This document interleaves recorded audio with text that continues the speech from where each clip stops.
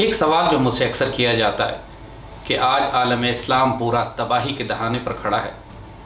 تباہ و برباد کیا جا رہا ہے،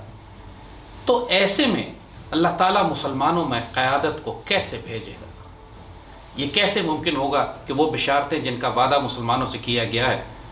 علامہ اقبال نے جب فرمایا کہ لیا جائے گا تجھ سے کام دنیا کی امامت کا،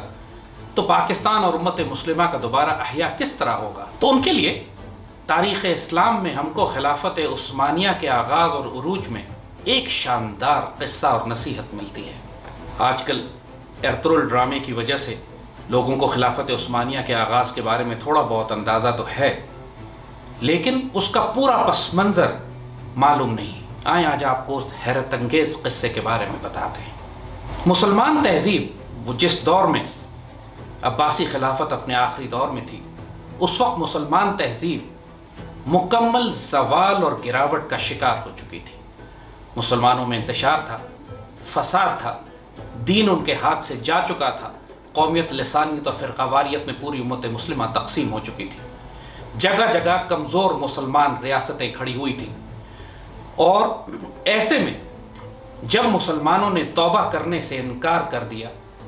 تو اللہ تعالیٰ کا امر نازل ہوتا ہے کہ اب اس مسلمان ملت کو صاف کر دیا جائے گا اور اس کو ہٹا کر اس کی جگہ پر نئے تازہ دم خون کے ساتھ ایک نئی مسلمان تہذیب کی بنیاد رکھی جائے گی۔ اقبال نے اسی پر فرمایا تھا کہ تیمور اور چنگیز فطرت کے نشتر ہوتے ہیں، یہ اللہ کی طرف سے بھیجے ہوئے ایسے وجود ہوتے ہیں کہ جن کا کام مسلمان معاشرے میں جو فساد پھیل چکا ہوتا ہے اس کو ختم کر کے اپنی تلوار سے ایک ایسی جگہ فراہم کرنا ہوتا ہے کہ جس سے نئے پودے پھوٹ سکیں، نئی سلطنتیں قائم ہو سکیں۔ پوری مسلمان دنیا میں اس قدر فساد تھا،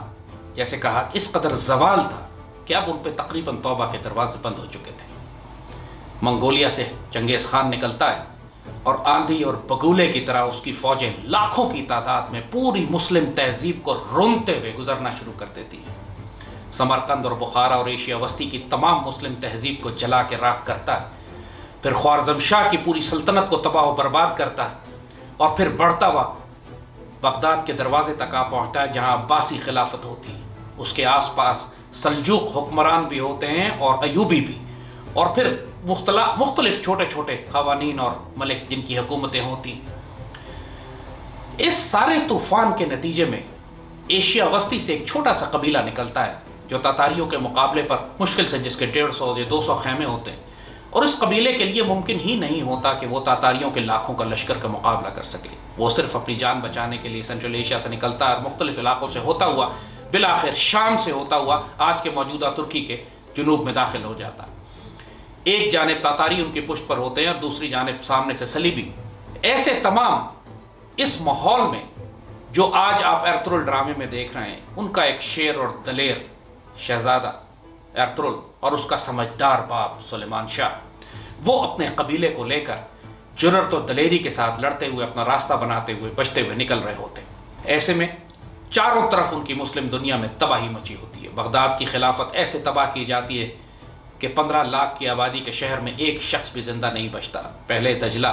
سرخ ہوتا ہے اور پھر لائبریری کی کتابوں سے سیاہ کر دیا جاتا ہے۔ اس ساری تباہی میں جب پوری مسلم دنیا تباہ و برباد ہو جاتی ہے، کوئی ایک قیادت حکمران سلطنت باقی نہیں رہتی،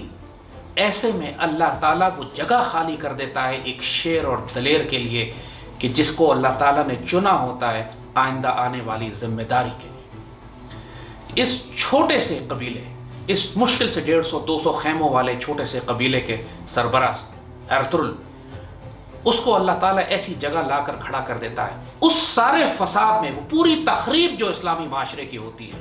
اس کے درمیان اللہ تعالیٰ اس خاندان کو، اس قبیلے کو بچا کر رکھتا ہے کہ جو موقع سے فائدہ اٹھاتے ہوئے اپنے آپ کو آہستہ آہستہ پھیلانا شروع کرتا ہے۔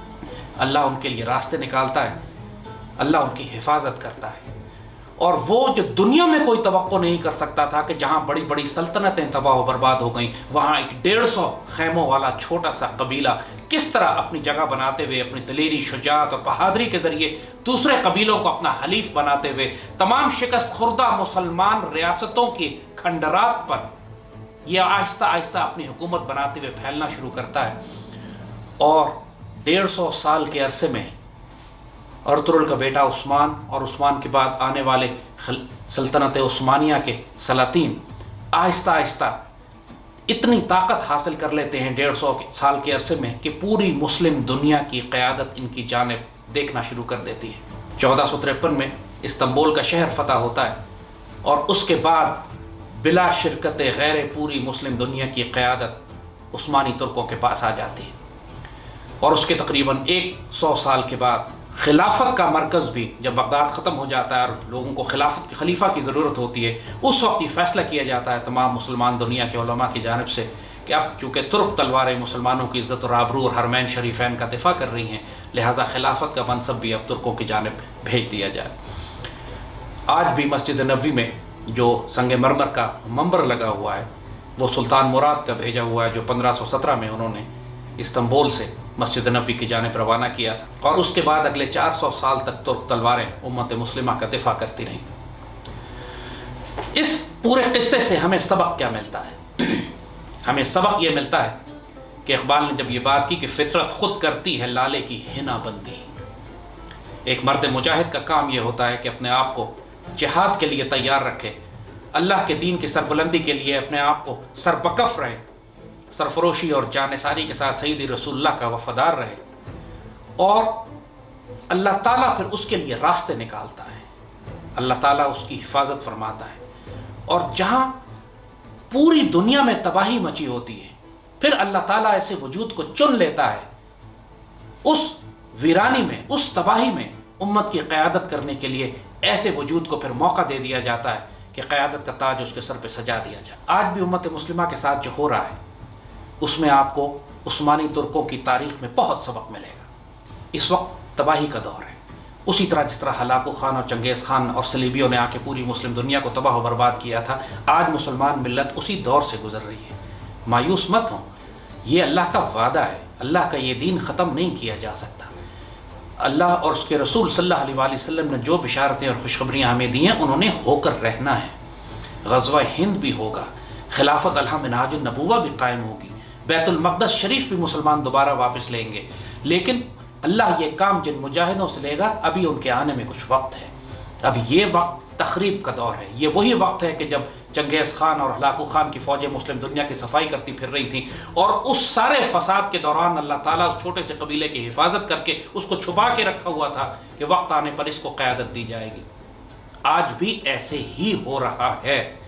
پوری مسلم دنیا میں جو تباہی ہے، آپ کو شاید اس وقت وہ مسلمانوں کی جماعت نظر نہ آئے کیونکہ اللہ نے اس کو چھپا کے رکھا ہوا ہے، لیکن وقت آنے پر چاہے وہ پاکستان کے مجاہدین ہو، پاک فوج ہو، افغان طالبان ہو، ترک مسلمان ہو، سب اکٹھے ہو کر وہ جماعت بن جائیں۔ اللہ تعالیٰ کا اپنے راز ہیں جو اس پر انہوں نے اس وقت پردہ رکھا ہے، لیکن یہ اطمینان رکھیں کہ آنے والے وقتوں میں جو وعدے اور بشارتیں مسلمانوں سے کر دی گئی ہیں وہ ہو کر رہیں گی۔ ہم کو پھر سبق پڑھنا ہے شجاعت کا، عدالت کا، صداقت کا، کہ لیا جائے گا کام دنیا کی امامت کا۔ اور اقبال نے پھر جو ایک نصیحت مسلمانوں کو کی تھی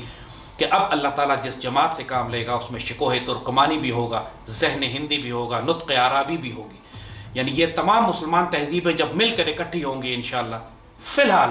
ہماری صفائی ہو رہی ہے، اللہ کے رازوں کو سمجھے، یہ اللہ کے نشتر اس نے چھوڑے ہوئے ہیں جو مسلمانوں کو مجبور کر رہے ہیں کہ مسلمان لوٹ کر اللہ کے دین کی طرف آئے۔ امت غافل ہو چکی تھی، حب الدنیا اور کراہیت الموت میں مبتلا ہو چکی تھی،